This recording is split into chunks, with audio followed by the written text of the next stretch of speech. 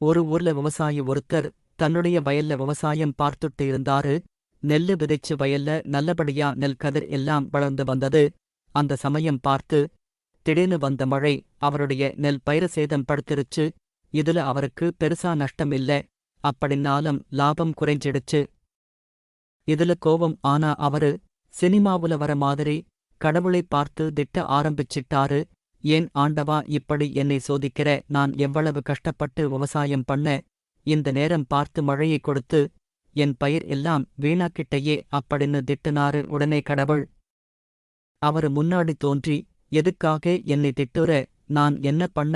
உன் ஒருத்தருக்காக மழையை பெய்யாம நிறுத்தி வைக்க முடியுமா? நான் இந்த ஊருக்காக தானே மழையை கொடுத்தேன் அப்படின்னு சொன்னாரு. உடனே அதுக்கு அந்த விவசாயி, நீங்க மழையை கொடுத்தீர்கள் ஓகே, ஆனா என் பயிர் இருக்குது இல்ல, அதுக்கு தகுந்த மாதிரி மழையை கொடுத்து இருக்கலாம் இல்ல, ஏன் இப்படி நிறைய மழையை கொடுத்து என் பயிரை வீணாக்கிட்டீங்க அப்படின்னு கேட்டாரு. உடனே கடவுள், சரி நான் உனக்கு ஒரு வரம் கொடுக்கிறேன், அது படி மறுபடியும் விவசாயம் பண்ணு. விவசாயம் பண்ணும்போது நீ எப்போ என்ன கேக்குறியோ அது படித்தான் எல்லாமே நடக்கும். அதோட அறுவடைய வச்சு நீ சந்தோஷமா இரு. விவசாயம் முடிஞ்சு அறுவடை நடந்த அப்புறம் நான் மறுபடியும் உன்னை வந்து பார்க்கிறேன் அப்படின்னு சொல்லிட்டு கடவுள் மறைந்து விட்டார். மறுபடியும் விவசாயி விவசாயத்தை ஆரம்பித்தார். அப்போ இவரு எப்போ என்ன கேட்கிறாரோ அதன்படியே எல்லாம் நடக்கும். எவ்வளவு மழை கேட்கிறாரோ அவ்வளவு மழை பெய்யும், எவ்வளவு வெயில் கேட்கிறாரோ அந்த அளவுதான் வெயில் வரும். இப்படி நடந்து நெல் கதிர் எல்லாம் நல்ல அருமையா வளர்ந்தது. அதை அறுவடை பண்ணி விவசாயி நிறைய நெல் கதிர் வந்ததை பார்த்து ரொம்ப சந்தோஷமா இருந்தாரு. எல்லாத்தையும் அறுவடை பண்ணி அடிச்சு நெல்மணி தனியாகவும் பதர் தனியாகவும் பிரிக்கும்போது நெல்மணி ரொம்ப குறைவாகவும் பதர் அதிகமாகவும் வந்தது.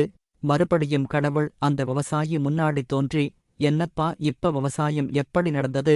உனக்கு சந்தோஷமா அப்படின்னு கேட்டார். உடனே மறுபடியும் விவசாயி கோபப்பட்டு, என்ன கடவுளே வரம் கொடுத்தீங்க, கடைசில எனக்கு ஒண்ணுமே லாபம் இல்ல, என்னுடைய முதலுக்குதான் நஷ்டம் ஆச்சு, ஏன் இப்படி ஆச்சு அப்படின்னு கேட்டாரு. அப்பதான் கடவுள் பேச ஆரம்பிச்சாரு. தம்பி, நான் எல்லாருக்கும் நல்லதுதான் பண்ணவன். ஒருத்தருக்கு எப்ப என்ன வேணுமோ அதைத்தான் கொடுப்பேன். உங்களுக்கு கஷ்டத்தை கொடுக்கிறேன். அப்படியென்றால் அதுல நீங்க ஒரு பாடத்தை கத்துக்கிட்டு உங்களுடைய வலிமையை அதிகப்படுத்தணும். அதுக்காகத்தான் நான் உங்களுக்கு கஷ்டம் கொடுக்கிறேன். இதை புரிஞ்சுக்காம என்ன திட்டுனா என்ன அர்த்தம் அப்படின்னு கேட்டாரு. அப்பதான் அந்த விவசாயிக்கு அர்த்தம் புரிந்தது. ஓ, நமக்கு வர்ற சோதனைகளும் வேதனைகளும் நம்மை பலப்படுத்துவதற்காகவே அப்படிங்கறத அவர் புரிஞ்சுகிட்டார். கடவுளுக்கு நன்றி சொல்லிட்டு வழக்கம் போல தன்னுடைய விவசாயத்தை நல்லபடியா கவனிக்க ஆரம்பிச்சிட்டாரு. இதில் இருந்து நம்ம கற்றுக்க வேண்டிய பாடம் என்ன அப்படின்னு பார்த்தீங்கன்னாக்கா, நம்ம கேட்குற வரத்தை கடவுள் கொடுத்தாருன்னா அதை வச்சு நம்ம நல்லபடியாக வாழ மாட்டோம். வீணாக போன பதறு மாதிரி தான் நம்ம நிலைமையும் ஆயிடும். ஸோ நமக்கு என்ன கொடுக்குங்கிறது கடவுளுக்கு நல்லா தெரியும். ஸோ கடவுள் நமக்கு என்ன கொடுத்துருக்காரோ அதை வச்சு வாழறது தான் மிகவும் சிறந்த ஒன்று. இதுதான் இந்த கதையினுடைய அர்த்தம். நன்றி, வணக்கம்.